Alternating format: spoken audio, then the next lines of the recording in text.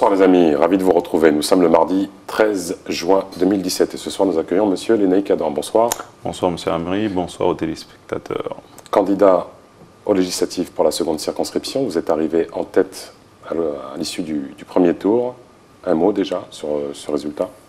Le mot, c'est remercier les personnes qui se sont déplacées, remercier la population d'avoir entendu, d'avoir compris notre démarche et remercier mes équipes qui ont fait un travail énorme, un travail intense et m'excuser enfin auprès de leur famille puisque c'est un engagement, c'est des sacrifices et donc je tiens particulièrement à m'excuser auprès de leur famille car ils ont quitté leur foyer pour venir aider la Guyane.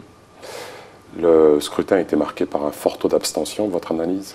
Mon analyse, c'est qu'il faut que les Guyanais, les Français se retrouvent, intéresser la population à la chose publique, à la chose politique, car on ne change les choses qu'avec la politique, à mon sens, qu'avec un engagement fort. Et donc, il faut se retrouver, il faut discuter, il faut voir ce qui a changé. Peut-être le comportement des élus, mais les élus ont déjà reçu ce message lors des événements de mars dernier. Et donc, maintenant, je crois que quand on demande des choses à l'État, il faut participer, il faut apporter en votant, en se déplaçant. Et donc, peut-être que le comportement de certains élus, mais maintenant, puisqu'on a fait le point, je crois qu'il faut maintenant se lancer et que chacun prenne ses responsabilités. La République En Marche avance tel un rouleau compresseur à l'Assemblée. Vous n'avez pas de crainte d'être noyé dans cette masse? Vous pensez que vous pourrez faire entendre votre voix? Je n'ai aucune crainte parce que je n'ai jamais misé ma démarche en prenant la parole, seulement en prenant la parole dans l'hémicycle, parce que ça c'est une partie de l'action du parlementaire. L'idée même c'est vraiment le réseau que je pourrais développer, le réseau, le parlementarisme de couloir, c'est-à-dire débloquer au niveau des ministères pour accompagner, améliorer la condition de vie de tous les Guyanais, accompagner les collectivités, les associations et tout le monde pour que la Guyane puisse avancer dans le bon sens. Est-ce que vous êtes rapproché des candidats battus? Bien sûr, nous avons fait un travail au-delà des candidats battus. Nous sommes rapprochés des maires, mais aussi des candidats battus. Je vais prochainement voir un certain nombre de candidats, notamment Madame Berthelot. Et puis, on va discuter, on va voir ce qui est possible. Mais l'idée, c'est de rassembler, de fédérer, parce que c'est la Guyane, c'est l'intérêt de la Guyane qui est en jeu. Non pas l'intérêt de Lénaïck Adam, ni de son équipe, ni de sa famille, ni de qui que ce soit. Mais c'est la Guyane.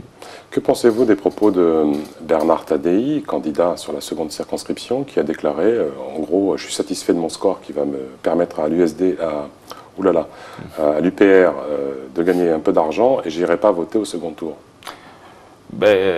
Quand on est candidat à ce type de fonction de la République, c'est quand même grave de tenir ce type de propos parce qu'on a perdu ou qu'on a eu un score pas convenable. Je trouve ça quand même dangereux pour la démocratie, dangereux pour la République parce qu'il y a toutes ces personnes qui lui ont fait confiance et qui entendent cela, c'est quand même à se poser des questions et donc je trouve ça totalement irresponsable si je peux me permettre. ATV est la chaîne qui milite pour rendre en tout cas le vote obligatoire. Autre question, vous êtes victime ces derniers temps sur les réseaux sociaux d'une campagne un peu de déstabilisation à l'aide de vidéos. Votre analyse? Mon analyse est simple. J'entends des choses ici et là. Ce qu'il faut savoir, c'est que la politique, c'est l'amour. Ce n'est pas la division, ce n'est pas le combat, l'affrontement entre personnes, mais c'est des affrontements, des confrontations d'idées. Pour ma part, je ne rentre pas dans ces choses-là. Ce que le bon Dieu décide, c'est ce qui arrivera. Ils ont fait un certain nombre de choses. La population a montré qu'il y avait une confiance en moi, car chacun doit pouvoir avoir sa vie privée. Car ce voyeurisme qu'il faut condamner avec force, parce qu'il y a des victimes, il y a des familles qui se sont brisées pour ça, je crois que ça n'honore pas les personnes qui ont ces types de pratiques, parce que ça n'apporte rien au débat politique. Alors l'autre enseignement, c'est un peu le désaveu des maires en général. Je pense au maire de Cayenne qui a apporté son soutien à Mme Létard, ça n'a pas fonctionné. Au maire de Saint-Laurent qui a apporté son soutien à David Riemann à Saint-Laurent, ça n'a pas fonctionné. Et au maire de Maripasoula qui vous a apporté son soutien et ça n'a pas fonctionné. Votre avis? Alors tout est relatif. Le maire de Maripasoula, pour commencer par lui, il y a eu quelques voix d'écart, hein, non pas un gros score d'écart. Le maire a fait sa part, j'ose croire. Maintenant, il faut conforter. Il y avait un certain nombre d'événements qui font que peut-être qu'il n'a pas pu travailler comme il se doit. Mais je suis définitivement convaincu que ce samedi, il y aura un travail, il y aura un sursaut. Après, les autres... À Kourou, notamment, l'autre bastion d'électeurs. À Kourou, je pense aussi qu'il y aura une réelle évolution, puisque c'est dans l'intérêt de tous. Et donc, je n'ai aucun doute sur ça. Après Saint-Laurent-du-Maroni, je suis de Saint-Laurent comme le maire même. Et donc, nous avons travaillé, la population nous a compris. Et donc, c'est pour ça que, aussi, j'entends ici et là votre communautaire. À Kourou, j'ai eu un certain nombre de voix. Personne n'a parlé de votre communautaire. Monsieur Riemann a eu un certain nombre de voix. Personne n'a dit que c'était que les créoles qui ont voté pour lui. Donc, je trouve ça tout simplement bas. C'est d'une bassesse et d'une petitesse presque insupportable, mais ce n'est pas ce qui fera changer le choix des Guyanais samedi. La semaine s'annonce décisive. Quel va être votre quotidien là, jusqu'à samedi? Mon quotidien, c'est de préparer les rendez-vous médiatiques, ce qui est assez prenant. Et donc, je passe un message ici tout simplement qu'il faut... Les candidats doivent être sur le terrain, auprès de la population. Là où la population souffre, c'est là où nous devons être pour pouvoir les écouter et les accompagner, apporter des réponses. Et donc, je prépare deux rendez-vous, notamment sur ATV et Guyane Première, et je m'en tiendrai tout simplement à ça, par respect pour la population, pour les gens qui m'ont fait confiance et que je dois retourner voir tout simplement. J'ai une pensée aussi pour le personnel de l'hôpital.